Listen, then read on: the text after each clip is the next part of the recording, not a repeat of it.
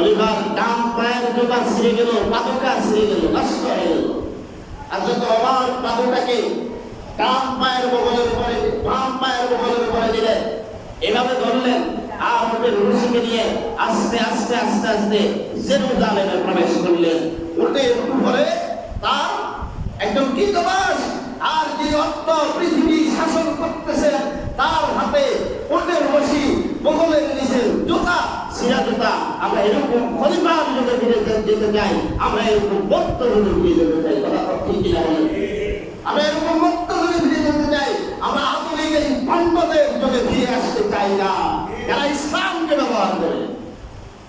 আপনি আমাকে বললেই তো হয়, আপনি আমাকে নিয়ে চলেন, আমি আপনার পিছনে যাবো। হযরত ওমর বললেন, আজ তুমি আমার বোঝা বহন করতে পারবে। আমি রাষ্ট্র ক্ষমতা থাকার কারণে আমার একজন প্রজা এরকম কষ্ট করতেছে, এই কষ্টের যদি বিচার আল্লাহর আদালতে দেওয়া হয়, আমি আল্লাহর আদালতে কি জবাব দেব? যদি সেই জবাবের ভার তুমি নিতে পারো, আজকে আমার এই বোঝার ভার তুমি নিতে পারবে। বলে না, আমার দ্বারা এই জবাবের ভার নেওয়া সম্ভব নয়। আল্লাহ ওমর নিজের মাথার উপরে এই আটার বস্তা, চিনির বস্তা, রসুনের বস্তা নিয়ে মহিলার বাড়ির দিকে রওনা দিয়েছেন। আমরা তো সেই মধ্যযুগে ফিরে যেতে চাই। আমরা সেই সোনালী মধ্যযুগে ফিরে যেতে চাই, যেই মধ্যযুগে আমার মায়েরা নিরাপদ ভাবে এমন পা যেই মা সানা থেকে হেঁটে আজমাউত পর্যন্ত গিয়েছেন, একলা গিয়েছেন। কারণটা কি? তিনি এই জন্য গিয়েছেন, কারণটা হচ্ছে তার বড় ছেলে সন্তান জীবিত ছিল না, স্বামী ছিল না, যাওয়ার মতো বাবা ছিল না।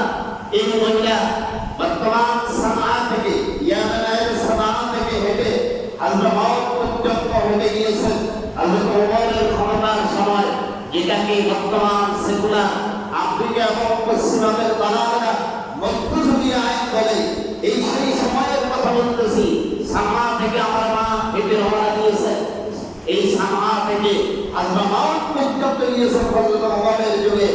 একটা মানুষ, একটা পুরুষ, একটা যুবক ওই মহিলাকে দেখে, ওই মাকে দেখে শীষ দেয় নাই, ইফতিজিং দেয় নাই, ইফতিজিং করে নাই।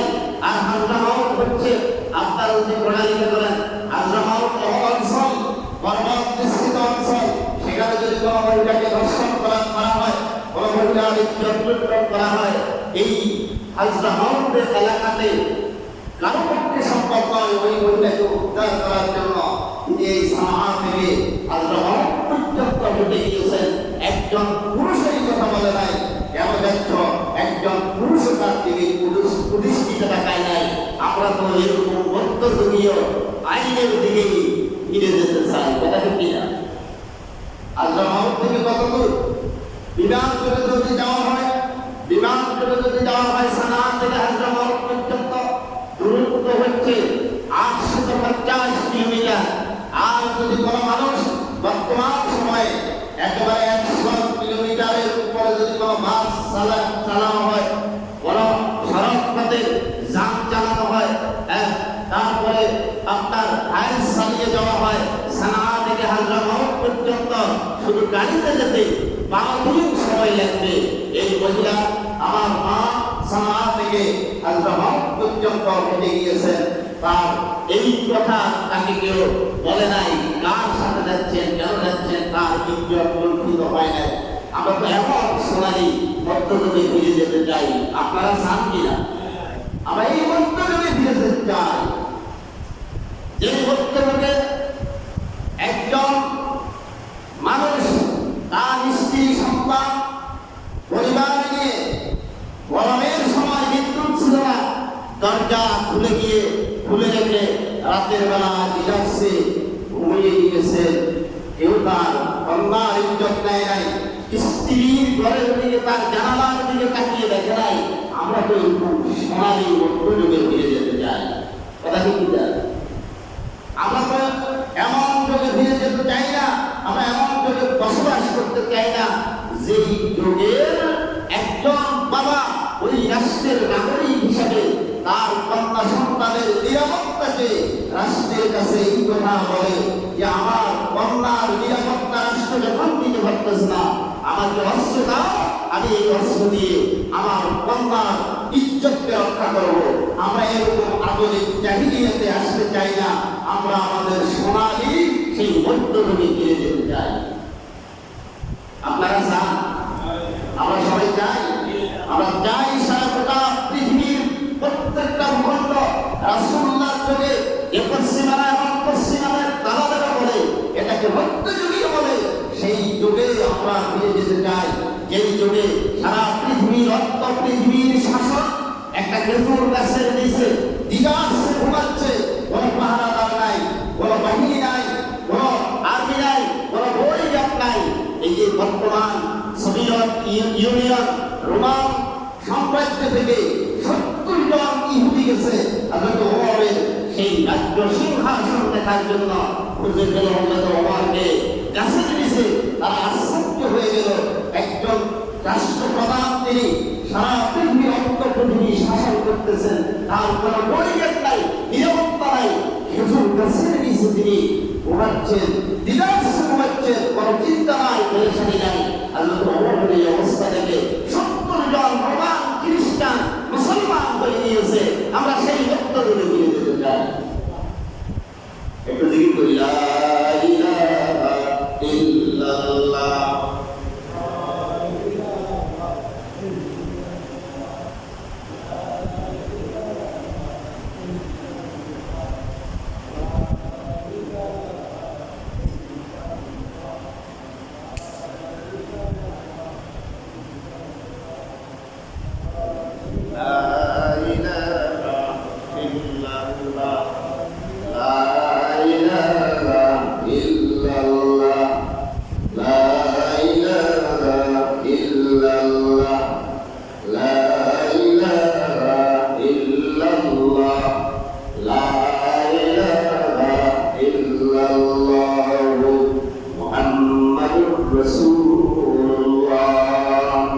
আমরা সেই মধ্যযুগে ফিরে যেতে চাই, যেই যুগে আরেকজন নারী বুখারী এবং মুসলিমের রাওয়ায়াত আরেকজন নারী সামা থেকে হেঁটে রওনা দিয়েছেন মদিনাতুর রাসূল সাল্লাল্লাহু আলাইহি কাছে রওনা দিয়েছেন।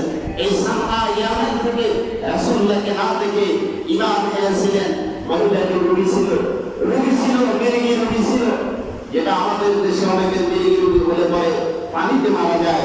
এই মহিলা সানা থেকে হেঁটে রওনা দিয়েছেন মদিনাতুর রাসূল সাল্লাল্লাহু আলাইহি ওয়াসাল্লাম ওখানে যাবেন।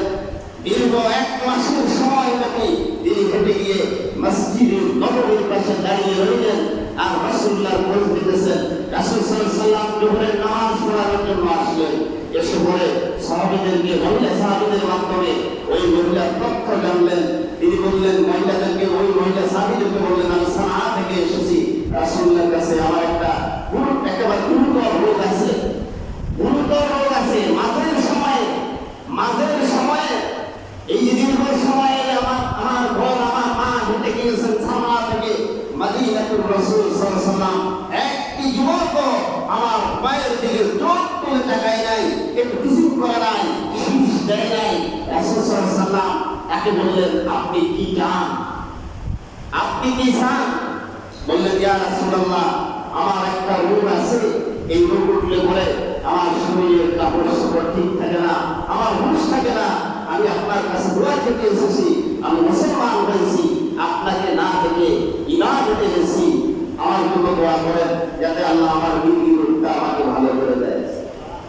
রাসূল সাল্লাল্লাহু আলাইহি ওয়াসাল্লাম বললেন, ও আম্মা জান, আপনি কি জানেন মানুষকে যখন আল্লাহ রোগ শোক, পরিবারের রোগ শোক দিয়ে পরীক্ষা করে, তখন প্রত্যেকটা রোগের সবরের কারণে আল্লাহ পাক তাকে জান্নাতে যাওয়ার রাস্তাকে আরো সহজ করে দেন। আপনি কি জানেন এটা? রোগে আল্লাহ পাক প্রত্যেকটা গোনাহের গুনাহ মাফ করে। আপনি কোনটা চান? আপনার রোগ ভালো হয়ে যায় এটা চান, না এই রোগের বিনিময়ে আল্লাহর জান্নাত চান? আম্মা যেতে বললেন, আমার রোগ থাক সমস্যা নাই, আমি এটার বিনিময়ে আল্লাহর জান্নাত চাই। তখন রাসূল সাল্লাল্লাহু আলাইহি ওয়াসাল্লাম বললেন, ঠিক আছে, আপনি চলে যান। ফিরে যাওয়ার আগে আপনার কাছে আমার একটু দোয়া চাওয়ার আছে। আমি আপনার কাছে দোয়া চাই, আপনি আমার জন্য দোয়া করেন যাতে আমি যখন অসুস্থ হয়ে যাই যখন তখন যাতে আমার কাপড়গুলো ঠিক থাকে, আমার শরীরের অঙ্গ প্রত্যঙ্গ যাতে বের না হয়ে যায়, আমি যাতে মানুষের সামনে লজ্জাবোধ না করি। রাসূলুল্লাহ বললেন এই জন্য দোয়া করে দিলাম। যতদিন তিনি এই রোগে আক্রান্ত হয়েছেন ততপরে তিনি যখন বেহুশ হয়ে যেতেন তার কাপড় চোপড়ের আর কোনো সমস্যা হতো না। আমি যে বিষয়টা বুঝাইতে চেয়েছিলাম, হেঁটে গেলেন মা সানা থেকে মদিনাতুর রাসূল, এরপরে মদিনা থেকে আবার চলে আসলেন সানা ইয়ামেনে। আসা যাওয়ার পথে আমার মায়ের নিরাপত্তা দেওয়ার জন্য, নিরাপত্তা দেওয়ার জন্য কোনো অস্ত্রের প্রয়োজন হয় নাই, কোনো বাহিনীর প্রয়োজন হয় নাই। প্রত্যেকটা যুবককে ইসলামী আইন তাদের চোখকে নিচের দিকে দিয়ে যেতে বাধ্য হয়েছে। আমরা তো সেই মধ্য থেকে ফিরে যেতে চাই। আপনারা চান? কথা বলবেন না? আপনারা কি সেই মধ্য থেকে ফিরে যেতে চান? আর যে সমস্ত ভণ্ডরা, ধর্ম ব্যবসায়ীরা ধর্মকে ব্যবসা করে, নির্বাচনের আগে টুপি দেয়, বড় বড় পাঞ্জাবি বলে, বিভিন্ন মসজিদে গিয়ে দোয়া চায়, আসলে এরাই হচ্ছে প্রকৃত ধর্ম ব্যবসায়ী ভণ্ড। কথা ঠিক কিনা? কথা ঠিক কিনা? আমরা তো সেই মধ্য থেকে ফিরে যেতে চাই। যেমন কতজন খলিফা ওমর রাদিয়াল্লাহু তাআলা আনহু খেলাফতের আসলে সমাসী, রাতের বেলায় আমরা তো সেই মধ্য থেকে ফিরে যেতে চাই যেই যুগে জনগণ তাদের দাবি আদায়ের জন্য, তাদের চাওয়া পাওয়ার জন্য রাস্তায় নামতে হয় নাই। খলিফা রাতের বেলায় প্রত্যেকটা ঘরে ঘরে গিয়ে জনতার খবর নিয়েছে। আমরা সেই মধ্য থেকে ফিরে যেতে চাই। আমরা সেই মধ্য থেকে ফিরে যেতে চাই। আপনারা ঘটনা জানেন, হযরত ওমর প্রত্যেকটি রাদিয়াল্লাহু তাআলা আনহু বের হতেন, যেহেতু খলিফার দায়িত্ব হচ্ছে জনগণের খোঁজ খবর দেওয়া, জনগণের খোঁজ খবর দেওয়া। হযরত ওমর এক বাড়ির পাশে গিয়ে দেখলেন কিছু ছোট বাচ্চা কান্নাকাটি করতেছে, পাতের জন্য খানা নাই।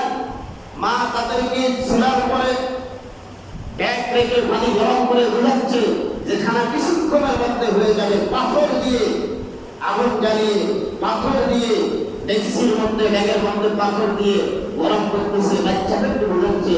বাচ্চারা কান্না করে এক পর্যায়ে ঘুমিয়ে গেল। হযরত ওমর খলিফা, যেহেতু তার দায়িত্ব হচ্ছে জনগণের খোঁজ খবর দেওয়া, তিনি কেঁদে ফেললেন এবং হযরত খলিফা ওমর রাদিয়াল্লাহু তাআলা আনহু মহিলাকে জিজ্ঞেস করলেন, আপনার স্বামী নাই? স্বামী আছে অবশ্যই, আমার স্বামী জিহাদের ময়দানে গিয়ে শাহাদাত বরণ করেছে। কাল ময়দানে মাহশারে আমি ওমরের বিরুদ্ধে আল্লাহর দরবারে নালিশ করব। যেই ওমরের দায়িত্ব ছিল আমার স্বামী ইসলামের জন্য শহীদ হয়েছে, আমার খোঁজ খবর নেওয়া, আমার এতিম বাচ্চাদের খোঁজ খবর নেওয়া। হযরত ওমর কান্না চেপে ধরে চলে গেলেন রাতের গভীরে বাইতুল মালের পাশে গিয়ে আসেমকে ডাক দিয়ে বললেন, ও আসেম, বের হও, তাড়াতাড়ি বের হও, বাইতুল মালের দরজা খোলো। হযরত আসেম বাইতুল মালের দরজা খুললেন। হযরত ওমর রাদিয়াল্লাহু তাআলা বললেন, আটার বস্তা আমার মাথার উপরে উঠিয়ে দাও, তেলের বস্তা আমার মাথার উপরে উঠিয়ে দাও, রসুনের বস্তা আমার মাথার উপরে উঠিয়ে দাও। আসেম বললেন, আশ্চর্য কথা, ও খলিফা, আমি আপনার গোলাম, আপনি আমাকে বললেই তো হয়, আপনি আমাকে নিয়ে চলেন, আমি আপনার পিছনে যাব। হযরত ওমর বললেন, আজ তুমি আমার বোঝা বহন করতে পারবে? আমি রাষ্ট্র ক্ষমতা থাকার কারণে আমার একজন প্রজা এরকম কষ্ট করতেছে, এই কষ্টের যদি বিচার আল্লাহর আদালতে দেওয়া হয়, আমি আল্লাহর আদালতে কি জবাব দেব? যদি সেই জবাবের ভার তুমি নিতে পারো, আজকে আমার এই বোঝার ভার তুমি নিতে পারবে। বলে না, আমার দ্বারা এই জবাবের ভার নেওয়া সম্ভব নয়। আল্লাহ ওমর নিজের মাথার উপরে এই আটার বস্তা, চিনির বস্তা, এক রসুনের বস্তা নিয়ে মহিলার বাড়ির দিকে রওনা দিয়েছে। আমরা তো সেই মধ্য যুগে ফিরে যেতে চাই। আমরা এমন যুগে ফিরে আসতে চাই না সেই যুগে সরকাররা মিথ্যা আশ্বাস দিয়ে, ভণ্ড আশ্বাস দিয়ে, বিভিন্ন প্রকার আশ্বাস দিয়ে ক্ষমতায় এসে পড়ে রিক্সাওয়ালার উপরে কর আরোপ করে, সিএনজি ওয়ালার উপরে কর আরোপ করে, বিভিন্ন শ্রমজীবী মানুষের উপরে কর আরোপ করে। আমরা এরকম আধুনিক জাহিলিয়াতে ফিরে আসতে চাই না। আমরা সেই সোনালী মুক্ত নেমে যেতে চাই। আপনারা কি চান? আপনারা চান? আমরা কি মুক্ত যুগে ফিরে যেতে চাই? আপনারা কি চান? আওয়াজ শুরু হয়ে গেছে। ভয় করেন? ভয় করেন? ভয় তো আসবেই। বিভিন্ন সময় বাতিলকে আমরাই সমর্থন করেছি। আর ইসলামিক যারা ভণ্ড তাদেরকে সমর্থন করে আসতেছি। এজন্য আমাদের করে যেতে ভয় থাকবেই। আমরা কোথায় ফিরে যেতে চাই? মধ্যযুগে। কোথায়? আমরা সেই মধ্যযুগে ফিরে যেতে চাই, যেই মধ্যযুগে হযরত ওমর রাদিয়াল্লাহু তাআলা আনহু মদিনা থেকে রওনা দিয়েছেন, বাইতুল মাকদাস বিজয় করবেন, বর্তমান ফিলিস্তিন বিজয় করবেন। এই উদ্দেশ্যে রওনা দিয়েছেন। উটের উপর হযরত ওমর রাদিয়াল্লাহু তাআলা আনহু উটের রশি টানতেছে। আসেন, এই আসেনের কথা ইতিপূর্বে বলেছে। আসেন উটের রশির উপরে টানতেছে। দুই ভাই যখন আসেন টেনে হযরত ওমরকে নিয়ে গেলেন, হযরত ওমর রাদিয়াল্লাহু তাআলা আনহু আসেনকে বললেন, আসেন এখন নিচ থেকে উটের উপরে উঠো, আমি রশি ধরে তোমাকে সামনে নিয়ে দুনিয়া অতিক্রম করবো। সুবহানাল্লাহ বলেন। আমরা এরকম মধ্যযুগে ফিরে যেতে চাই, যেখানে রাজা প্রজা খলিফা সাধারণ জনগণের এক মর্যাদা হবে, একই কিসিম, ভিন্ন কিসিম হবে না।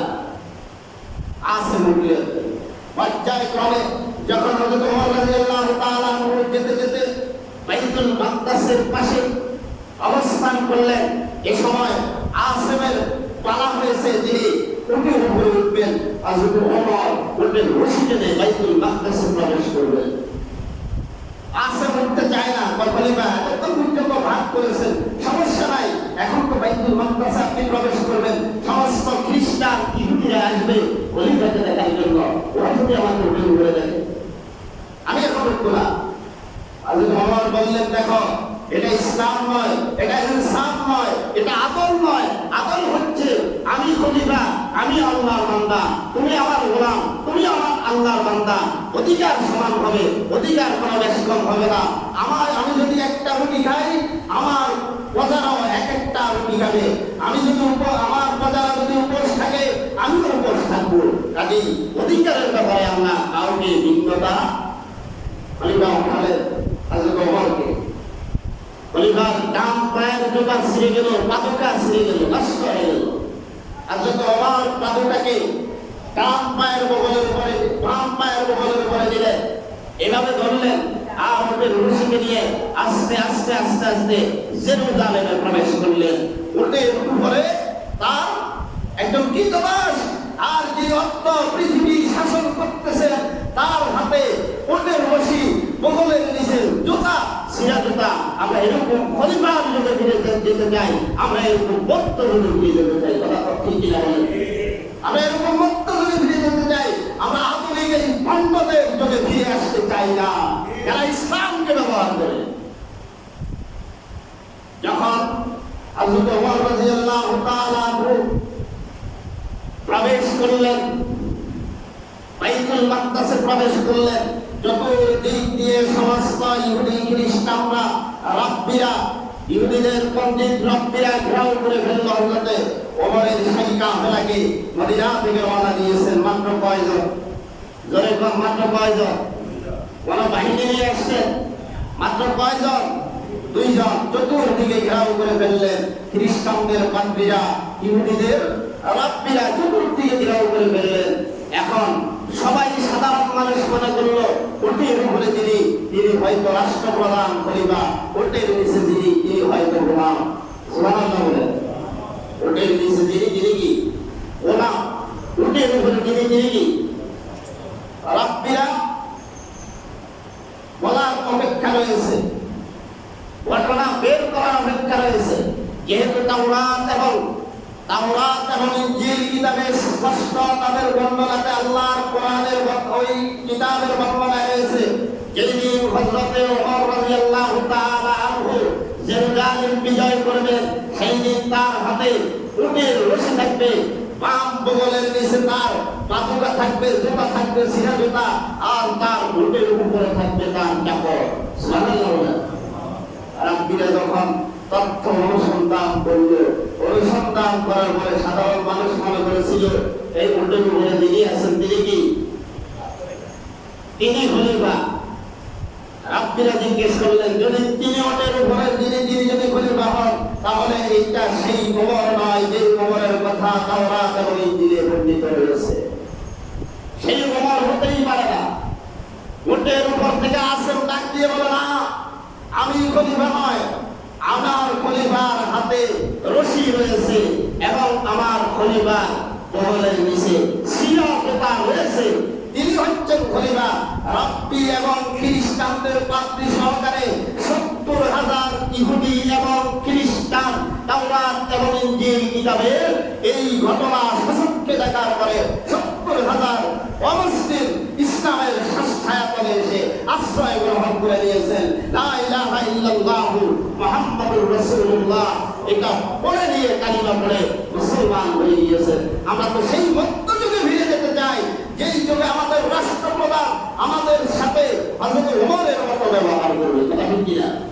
আজ আমাদেরকে শোষণ নির্যাতন, আমাদের উপরে ট্যাক্সের অর্থ চাপিয়ে দিয়ে আমরা এই সংখ্যাগরিষ্ঠ মুসলমানের দেশে যদি ইসলামকে, কোরআনকে, হাদিসকে কটাক্ষ করে এটাকে মধ্যযুগীয় আইন বলা হয়, এদেশের আপমর জনসাধারণ মুসলমান যদি স্বরাষ্ট্রমন্ত্রীও হয়ে থাকে জিপ ছেড়ে দিতে 1 সেকেন্ডও দেরি করবে না। আমরা সেই মধ্যযুগে ফিরে যেতে চাই, যেই যুগের ইতিহাস, যেই যুগের ঐতিহ্য, যেই যুগের ঐতিহ্য, সোনালী ঐতিহ্য আজও মানুষের অন্তরে গেঁথে আছে। মানুষ আজও কামনা করে সেই সোনালী ঐতিহ্যের মধ্যযুগে আমরা যাতে ফিরে যেতে চাই। সকলে আমিন বলেন। আর যারা এই যে আয়াত তেলাওয়াত করেছি, ওয়ামান লাম ইয়াহকুম বিমা আনজালাল্লাহু ফাউলাইকা হুমুল কাফিরুন, আল্লাহ পাক বলেন যেবা যারা রাষ্ট্র ক্ষমতায় গিয়ে ইসলাম এবং ইসলামী আইনকে মধ্যযুগী আইন বলে, এরা কখনো মুসলমান হতে পারে না। ফাউলাইকা হুমুল কাফিরুন, এরা কাফের, না হয় কাফেরদের দালাল, না হয় পশ্চিমাদের দালাল, না হয় ইহুদিদের দালাল। আল্লাহ এদেরকে হেদায়েত দান করুন। এজন্য এই মিম্বর থেকে ঘোষণা হচ্ছে, ইসলাম এবং মুসলমান এবং কোরআন এবং সুন্নাহ আপনি যদি রাষ্ট্র চালাইতে না পারেন, এই যুগের আলোকে যেহেতু পশ্চিমারা এখন রাষ্ট্র কার্যালয় ভোক্তা রাষ্ট্র নিয়ন্ত্রণ করতেছেন, চুপ থাকবেন এটা আমাদের অনুরোধ। কিন্তু ইসলামকে, ইসলামী আইনকে মধ্যযুগী আইন বলবেন, কাউকে ছাড় দেওয়া হবে না। জীবনে বাঁচার জন্য একবার এসেছি, মরবো একবার, মরবো যেহেতু শাহাদাতের মৃত্যু কামনা করি, যদিও সেটা আপনাদের ভুলিতে যায়। আল্লাহ এই সমস্ত মন্ত্রী এমপিদেরকে দ্বীনের শহীদ দান করো। আমিন কোন জোরে কোন আমিন, জোরে কোন আমিন। 17 বছরের কথা আপনারা ভুলে গেছেন, এত শক্ত হয়ে যান নাই আপনারা। ইসলামকে নিয়ে কটাক্ষ করবেন, কোরবানিকে নিয়ে কটাক্ষ করবেন, শেয়ার থাকবে না। আমরা শেয়ারের পায়া ভাঙা লাগবে না। আল্লাহর কসমে শেয়ারের পায়া